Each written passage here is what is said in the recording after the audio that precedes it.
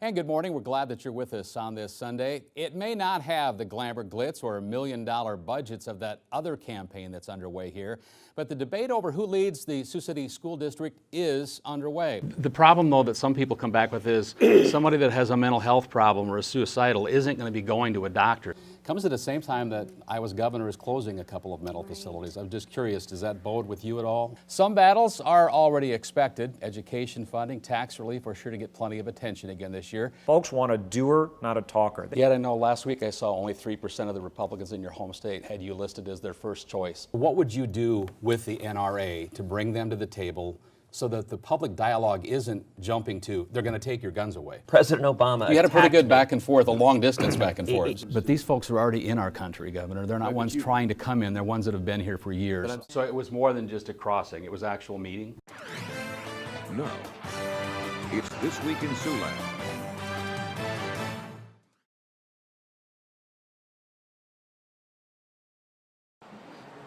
Few are debating the immediate need for the additional funding, but what has drawn attention from some is the slam dunk passage of the new gas tax bill. In Sioux Center on Thursday, the governor was quick to explain. The last time it was addressed was 1989, so it's really been long overdue, and I know a lot of people have been working on this. Farmers and businesses and even truckers who are going to have to pay more feel that to have better and safer roads, this is something that's needed. Even though the hike in the gas tax is expected to produce more than $200 million annually in additional dollars, there will be no shortage of places for the DOT to spend the cash. But already, Highway 20 through Siouxland is emerging as a top priority. The director of the DOT is going to put it on their agenda to consider expediting the Highway 20 project. I think it's a very positive and good thing for economic development and also for safety on our highways, getting some of that heavy truck traffic off of Interstate 29 and 80. It's the first time since the Highway 20 project started more than 50 years ago that a 4-lane express route from Sioux City to Dubuque looks promising. It's a great example of how in Iowa we work together and get things done. Today, the overall unstable nature of the gas business is adding a little confusion to the gas tax hike. For businesses like here at Pump and Pack, bulk prices jumped by a dime overnight. Today, customers are seeing that dime reflected at the pump. But come Monday, that price per gallon will jump another 10 cents when Pump and Pack and other businesses update their pumps, passing the tax hike on to customers.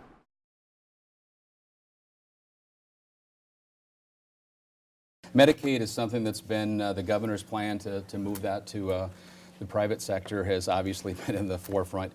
It's going to happen. It's been delayed a little bit, most recently with the federal announcement a week ago or 10 days ago. What does that do to the session going in before you even get started, that move in Medicaid? How much can lawmakers actually do to direct that now that it's been implemented? Well, it was just last week. I mean, the governor, despite all good advice, and even counsel, I think, from within his own party, has continued to forge ahead with this plan. Thank goodness that the Federal Centers for Medicaid did come in and mandate a delay of 60 days, because right now we've been hearing for weeks about Medicaid patients, their families, children with disabilities, and seniors who are all being told they may have to switch their health care providers, and they're being told to do it on such a crunch timeline that it doesn't give them any sense of which providers have signed contracts, what the implications are for long-term, whether they're able to stick with the same doctor they have. The governor, and we've sat down with Department of Human Services director last week, but they still have so many questions that abound that it's really past the point of scandal. I'm hoping that as we go into session, it at least keeps us all in the building. We're able to get some of these answers from the administration. You know, at least it buys us some time to really figure out what we need to do in order to help people and have the information that they really need at their fingertips. Representative Hall just used the word scandal. Is there angst inside the Republican? 39 other states have made this transition to the private sector with the award of 4 MCO contracts to the private sector. What you're seeing is now an education process, Tim. You have now a group of clientele, and I understand their angst. I take the phone calls, and they're changing case managers, and they're waiting to see, but there's a process that they're going to go through, which comes with contracts being signed with individual plans, through individual providers signing up. And again, there are windows and there are stop gaps put in place for patients to change. There's always anxiety in change. But at the end of the day, this is going to be good for the state. It's going to provide better service. Again, these Medicaid patients aren't used to dealing with co-pays and with preferred providers and with specialists. This again puts more of a process in place, but with this process comes savings to the states, which then allows us to provide more services to more people. So again, there's transitions here. I always love it when the party that couldn't build a website for Obamacare for $2 billion now is giving us lectures on transitioning Medicaid. So again, we're going to get through this. But the things you just said are the exact fuel to the fire of why did it get force-fed so fast? Because of all those things you just said are happening. But again, why wasn't it a year-long But I think what you're seeing, though, Tim, is you're seeing a process in place that shows the flexibility, which when you bring the private sector in, shows the flexibility.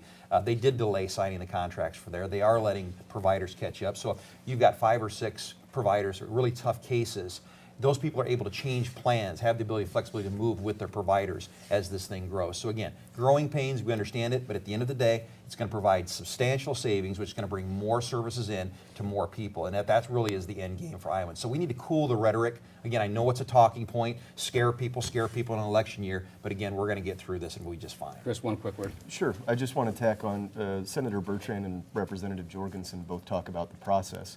But the real issue here, it's again not a talking point, is that the process has been so flawed. Many states have gone to a private Medicaid management type of service, but none of them have ever done it in this kind of a time crunch. And it has really fallen apart at so many different points without any guidance. The one thing that I'll say is if you don't think that it's working out correctly, it's reflected in how Governor Branstad's viewed by the public. For the first time in several years, the governor's approval ratings are below that of President Obama. And I think that truly reflects all of the scandal that has come from his administration the last several months.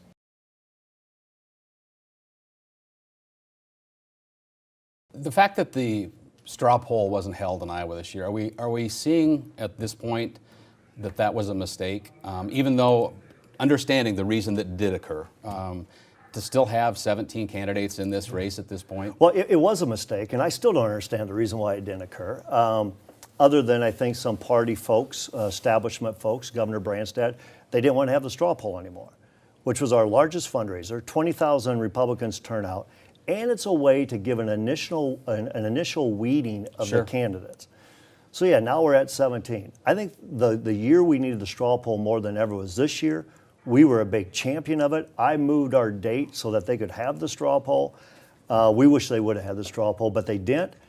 So we're letting the process play out, and we'll still weigh in around Thanksgiving time. Some of the concerns that some of the folks had about buying those votes that day of the straw poll, or putting out the best burger to make sure you got more votes, those things didn't concern you then? Or? Well, I mean, that's just the way the game is played. And everybody knows that's the way it is. But what it does do, it gives you a test of organizational strength. People are looking at Iowa. Matter of fact, when I was in Jerusalem, there was a gentleman that said, if you're from Iowa, make sure you choose well. So all eyes are on us. Let's do our job. Let's vet the candidates. And let's embrace this process. It's a great American process.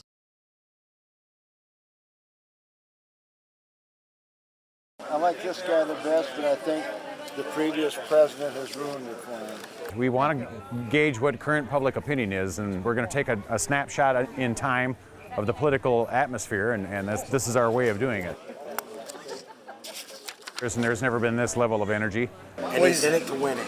And when you have a competitor in it to win it, you never, ever count him out. Have you done the straw poll yet? It's not the Iowa straw poll, but folks in Plymouth County are okay with that. The Iowa straw poll has a lot of people bust in, and it tends to reflect how organized a candidate is and how much cash they have up front. This is just a spontaneous poll. Yep. And it's something Republicans in the county have been doing for decades. Don Cass has helped organize the last 24 polls on candidates or issues. This year, it's been tough for even him to keep track of the candidates. We have 16. One has announced since then. So Governor Gilmore of Virginia has since announced, but we didn't get time to print that. All right, what's your name? Rick Santorum supporters had more than printed materials to impress voters with on Friday.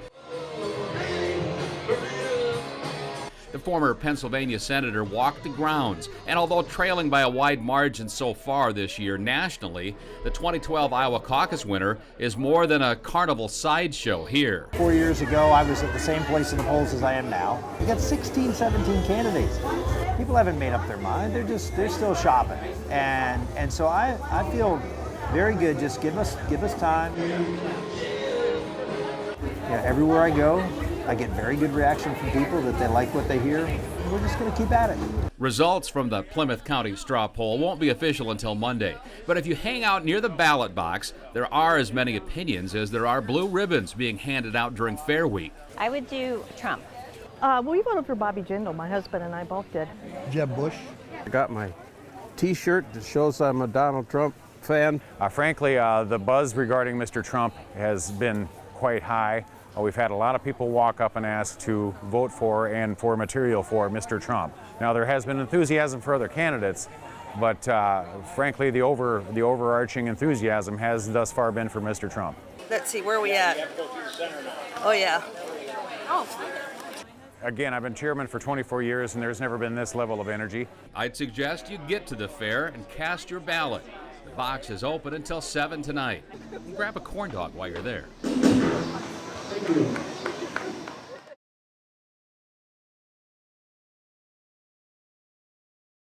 Donald Trump over the evening made headlines as well, saying that he would, quote, certainly implement a database system tracking Muslims in the United States. He says, quote, I would certainly implement that, obviously. Can you agree with that? Look, you cannot single out any faith. We have a constitution that protects religious liberty, but you can target people who are terrorists, people who are advocating jihad. And the problem stems from the very top. It stems from President Obama's refusal to acknowledge radical Islamic terrorism. He stands up and bizarrely says, the Islamic State is not Islamic. Now that makes no sense. But you've talked about Christians being admitted and Muslims not being admitted, or being at least a discussion of that. How do you determine people aren't going to bring an ID card that says I'm a Christian on it? How do you know who's who? Well, look, the way our system works, and let's step back for a second. For several months, I have been calling for stopping these Syrian Muslim refugees from coming to America. And at first, folks in the press said, well, gosh, that position we think is a little out there. You shouldn't be defending this country. And it's interesting, if you look in the last couple of weeks, there are now roughly 30 governors across the country who have come to agree with me. Republicans and Democrats who have said, you know what, our first priority is protecting the safety of our citizens. Let's start with what's really in the headlines here in the last 48 hours or so. Over the last couple of days, you've really come under some pretty intense scrutiny. You've been a target of both verbal and written criticism, I guess, since coming on board Mr. Trump's campaign, after some emails had been leaked from your former campaign staff. How do you address that this morning? Well, first off, I think that I just hope that there are people that are would rise above this, and I hope that that's the personal aspect of this has been very troubling and hurtful. And of course, on social media, you can't stop that. It's out there, and so you just what I choose to do, Tim, is not to engage and not to push on that. As my dad used to tell me, he says, if you end up arguing with an idiot, after a while, people can't tell who's who, so I just won't argue with idiots. I'll leave it at that. When you make this kind of a move, obviously it's a dramatic move, so did you expect something like this? Well, Are you surprised? I'm surprised at the Perry campaign, I really am. I'm not surprised at some of the people and the reaction of some of the people. There are a lot of people out there that consider me and probably have considered me really the voice of conservatism in the state of Iowa, and I think for them, they don't view Mr. Trump as being a conservative. And I think for me, a lot of this, and I went through the process of a lot of iterations with the Trump campaign, a lot of dialogue with Mr. Trump personally, to conduct my own due diligence on this. And I was not reluctant so much as I wanted to make sure that I, as a person of principle, could go to work for a campaign, and I am very honored and humbled that he reached out to me, and I'm very proud of the fact that I'm a member of this team, because I think truly Mr. Trump is the only one running that will be able to affect change in Washington, D.C. You mentioned the Perry campaign, so I want to backtrack to that Sure. just 1 second before we move forward. There have been some of the messages that have been circulating in different media sources, and we've pulled up a couple of them this morning. Sure. I don't know that you want to address them or not, but I did want to at least bring them up from those emails that have been released from, at least allegedly released from campaign staffers in the Rick Perry camp. One of them said, "Why should I not be suspicious of an individual who was pro-choice until he decided to run for president?" Another one kind of targeting one of Trump's speeches, calling it Barking Carnival Act, that can best be described as Trumpism. I don't know that you even said those, but I did not. I didn't. I don't know where they came from. I am guessing those came from probably staffers or from Governor Perry's speeches, but I did not. That's not anything I would have written.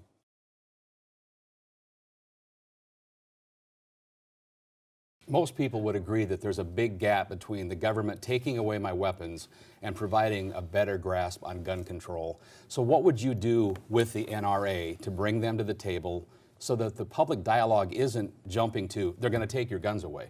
How do you come to the middle ground to form a better gun control piece of legislation? Right. In my own state of Maryland, after the slaughter of the innocent in that classroom in Newtown, Connecticut, we brought people together and we forged a new consensus to do a few things in one big effort.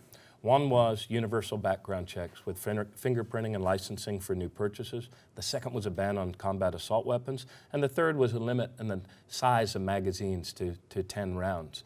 We also did some things on mental health and school perimeter security. I have to tell you, though, the NRA was not really at the table so much as they were committed to preventing us from getting anything done. So I had to take them on. So how do you make that happen then when that's the case? Look, I had to take them on. I mean, they wrote to all of their members, told them lies about what our legislation actually did, told hunters that they weren't going to be able to hunt anymore. So I pushed back. I pulled the hunting licenses of every hunter in my state, and I wrote to them and I said, I really appreciate you being a hunter. Our state needs people to hunt, otherwise we can't conserve our natural spaces. But let me tell you about the lies the NRA is telling you. Not a single hunter had their permit revoked once we passed our legislation. But we did drive violent crime down to 30-year lows. And our guns aren't the guns that are showing up on the streets of New York and other cities because of the illegal trafficking of guns across borders.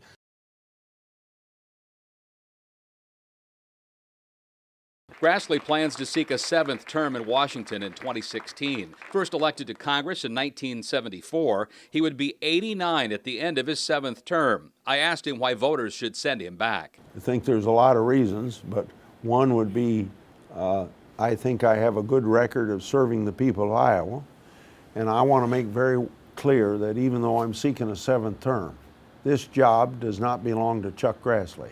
Every one of us in Congress hold what you call a public trust. But for somebody that says that term limits are something that really needs to be in place, that too often too few control, what would you say to that? That I've had an opportunity at least once in the United States Senate to support term limits. And so I voted for them. But I'm not going to term limit myself because Iowa should not have a different standard than the other 49 states.